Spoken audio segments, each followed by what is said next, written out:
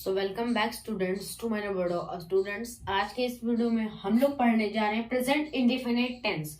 या ये जो प्रेजेंट इंडेफिनिट टेंस है, ये टेंस की जैसा कि हम जानते हैं टेंस के कितने प्रकार होते हैं, आपको लिखवा दो। देखिए टेंस, इसके पहले बेसिक चीज हम लोग समझ लेते हैं।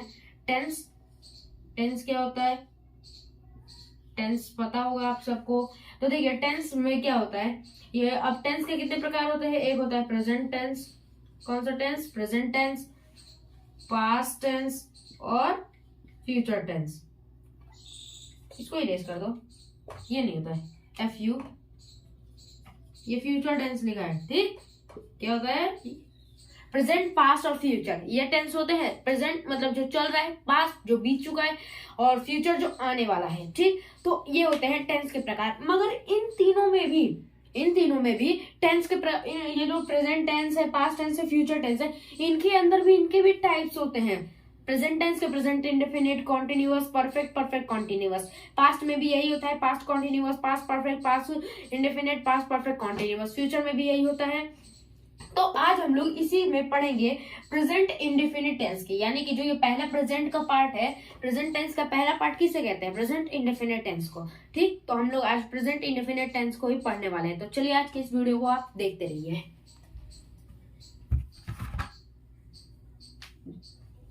इसको मैं इरेज कर देता हूं।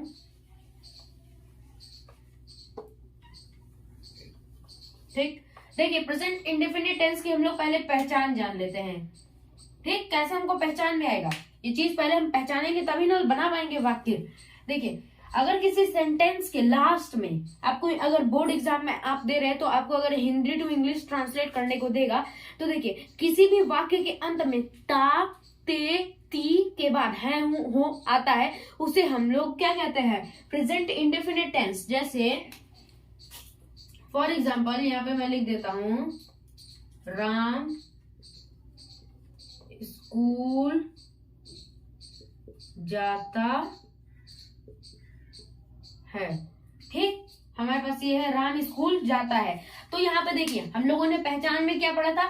वाक्य के अंत में ता, ते, ती के बाद है, हो आता है, उसे हम लोग क्या कहते हैं? Present indefinite tense. तो देखिए यहाँ पे ता आ रहा है ना, लास्ट में ता आ रहा है, यहाँ पे ये ता है और ये लास्ट में यहाँ पे ता है, तो ये क्या है? एक प्रेजेंट इंडेफिनिट टेंस है। अगर यहाँ पे रहा रही आ जाता तो वो कॉन्टिन्यूअस हो जाता। खैर हम लोग उसके बारे में अगली वीडियो में हम लोग उसके बारे में पढ़ेंगे। तो देखिए अभी हम लोग इसके बारे में पढ़िए, इसका रूल जान लीजिए, क्योंकि रूल तो इसमें सबसे बेसिक होता है। अगर आपको रूल पता होगा तो आप आराम से किसी भी वाक्य को इंग्लिश में ट्रांसलेट कर पाएंगे। तो इसका क्या होता है? सब्जेक्ट। सब्जेक्ट मतलब कि वो होता है आपके, जैसे राम, ठीक, राम हो गए कर्ता, ये आपके राम कौन है? सब्जेक्ट है। ठीक, V1 यानी कि V1 मतलब कि वर्ब का फर्स्ट फॉर्म, क्रिया का पहला रूप। ऑब्जेक्ट, ऑब्जेक्ट मतलब क्या होता है? जो कि हमारी कोई वस्तु हो गई, ऑब्जेक्ट। ठीक, जैसे स्कूल, यहाँ पे क्या है? स्कूल हम लोगों का ऑब्जेक्ट है। अब ये देखिए पहले इसको समझिए, राम क्या है? राम यहाँ पे सब्जेक्ट है। क्या है? सब्जेक्ट। जाता है, जाता है क्या है? जाता है V1 यानी कि वर्ब का फर्स्ट फॉर्म, यानी कि क्रिया, क्रिया। और स्कूल का मतलब क्या होता है? स्कूल यहाँ पे क्या है? ऑब्जेक्ट है। स्कूल क्या है? ऑब्जेक्ट। ठीक, इतना समझ गए? अब देखिए मैं इसको इरेज कर देता हूं, आप लोग इसको नोट डाउन कर लीजिएगा। इसको इरेज कर देता हूं। अब हम लोग इसका इंग्लिश ट्रांसलेट करेंगे। क्या करेंगे? English translate. और हाँ, याद रखिए कि एक वचन अगर करता है, अगर कोई भी एक वचन करता है तो उसके साथ S या ES का प्रयोग किया जाता है, और बहुवचन में इसका S या ES का प्रयोग नहीं किया जाता है। क्लियर? ये आप नोट में नोट कर लीजिएगा। अगर एक वचन कर्ता के साथ S या ES का प्रयोग किया जाता है और बहुवचन कर्ता के साथ इसका प्रयोग नहीं किया जाता है। चलिए अब इस सवाल, इस जो वाक्य इसको बनाते हैं हम लोग। जैसे हम लोगों को सब्जेक्ट पहले दिया, तो हम लोग सब्जेक्ट लिखेंगे राम। V1 यानी कि वर्ब का फर्स्ट फॉर्म, गोज लगाएंगे, क्रिया में गोज लगाएंगे। क्यों? क्योंकि ये एक सिंगुलर है ना, सिंगुलर के साथ हमको S या ES लगाएंगे, तो यहाँ पे गोज होगा। ठीक, और स्कूल जाता है, राम गोज टू, यहाँ पे लिख देंगे, और यहाँ पे ऑब्जेक्ट, ऑब्जेक्ट है, राम गोज टू स्कूल। बस सिंपल सा वर्ड बन गया। और यहाँ पे जैसे कि मैंने लिख दिया मैं घर आता हूं, मैं घर आता हूं, ठीक, लिख दिया ना। अब देखिए यहाँ पे मैं हो जाएगा, हमने क्या बताया, बहुवचन कर्ता में एस या एस का प्रयोग नहीं होगा। यहाँ पे मैंने लिख दिया आई, मैं का आई, यहाँ पे आई लिख दिया, इसको एडजस्ट करो, घर, मैं घर आता हूं, मगर पहले हम लोग क्या करेंगे, V1, V1 यहाँ पे क्या है, आता हूं, आता हूं क्या है, V1, आई कम। यहाँ पे एस हमने किस लिए नहीं लगाया, क्योंकि बहुवचन कर्ता में एस या एस का प्रयोग नहीं होता है। I come to home. I hope ये आपको समझ में आ गया होगा, ठीक। आई कम टू होम, मैं घर आता हूं, और इसी से ताते थी, मतलब आखिर में मतलब समझ जाइए इंडेफिनिट है। अब इसका नेगेटिव सेंटेंस हम लोग समझते हैं, तो चलिए अब हम लोग नेगेटिव सेंटेंस के बारे में समझते हैं। देखिए नेगेटिव सेंटेंस में आप एक चीज को इसमें और नोट कर लीजिए, नेगेटिव सेंटेंस में हम लोग को क्या याद रखना है कि अगर हम लोगों का एक वचन करता है यानी सिंगुलर के साथ हम लोग डज नॉट का प्रयोग करेंगे, और जो प्लूरल है उसके साथ डू नॉट का प्रयोग करेंगे नेगेटिव में, ठीक ना, पॉजिटिव में मत लगा देना जाके। तो देखिए हम लोगों का ये फॉर्मूला है यानी कि रूल है, सब्जेक्ट, सब्जेक्ट मतलब कि कर्ता, डू नॉट और डज नॉट, डज नॉट या डू नॉट का हम लोग प्रयोग करेंगे, ठीक, नहीं के लिए। V1 यानी कि वर्ब का फर्स्ट फॉर्म, क्रिया का पहला रूप, ऑब्जेक्ट, ऑब्जेक्ट का हम लोग क्या पढ़ेंगे, ऑब्जेक्ट मतलब होता है कर्म, कर्म, ठीक, या ऑब्जेक्ट क्या होगा, कर्म। अब आइए इस सवाल को लगाते हुए इस क्वेश्चन को हम लोग सॉल्व करते हैं, इसको Q1 एंड Q2। देखिए बोर्ड एग्जाम्स के लिए काफी इंपॉर्टेंट है। देखिए यहाँ पे है राम स्कूल नहीं जाता है, तो यहाँ पे हम लोग पहले क्या लिखेंगे, सब्जेक्ट राम। अब आता है डू नॉट और डज नॉट। अब सोचोगे यार हम डू नॉट लगाएं और डज नॉट लगाएं, तो हम लोग क्या लगाएंगे, यहाँ पे एक वचन है, एक वचन है, राम क्या है, अकेला है, ठीक ना। राम का यहाँ पे ये बात में क्या कर रहा है, राम अकेला जा रहा है, मतलब कहने का तो मतलब ये है, क्योंकि ये खाली राम की यहाँ पे बात की गई है और किसी की बात नहीं की गई है, इसलिए राम क्या है, सिंगुलर है राम। तो यहाँ पे हम लोग क्या लगाएंगे, देखो यार डज नॉट, यहाँ पे हम लिख दे रहा हूं डज नॉट का प्रयोग, डज नॉट का प्रयोग सिंगुलर के लिए, किसके लिए, सिंगुलर के लिए, और डू नॉट का प्रयोग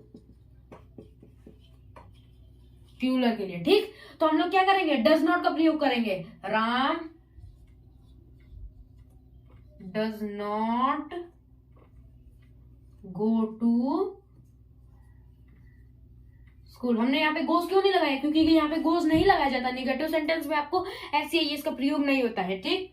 अब मैं किताब नहीं पढ़ता हूं, मैं आ गया, तो आई, डू नॉट यहाँ पे लगेगा, क्यों, क्योंकि यहाँ पे प्लूरल है, I do not read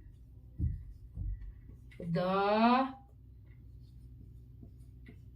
book, okay. I do not read the book, क्यों हम लोगों ने डू नॉट क्यों लगाया, क्योंकि यहाँ पे सिंगुलर है, सॉरी प्लूरल है, ठीक, इतना समझ गए। अब यहाँ पे नेगेटिव सेंटेंस का आप लोग को समझ में आ गया, सबको नोट करते जाइए। अब हम लोग इंट्रोगेटिव समझते हैं, इंट्रोगेटिव के बारे में।